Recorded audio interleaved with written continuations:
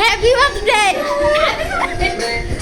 দেখতেই পেলে তোমরা, এটা আমার 4 ননদের কাজ, মানে অ্যাকচুয়ালি 3 ননদ, 4জন সবাই ছিল না সেখানে, 3জনই ছিল।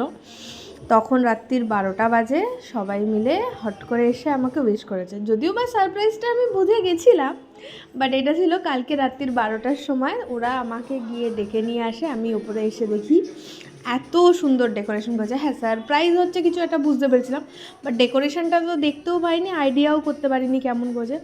অসাধারণ সাজিয়েছিল। এসছিল আমার দিদি আর আমার বোনজিও, তাদের মধ্যে বসে এই যে বসে পড়েছি কেক কাটতে। এত সুন্দর সাজিয়েছিল, আমার সমস্তটা দেখে এত ভালো লাগছিলো। আর এই যে ভিডিও কলে আমার হাজব্যান্ডজি, উনি বাড়ি ছিলেন না, উনি গেছিলেন ডিউটি, তাই উনি ভিডিও কলেই আমাদের সাথে সামিল হয়েছিলেন। আর একটু যেটা ব্যাকগ্রাউন্ড আছে ইগনোর করো, সব দিকে জামা কাপড় মেলা।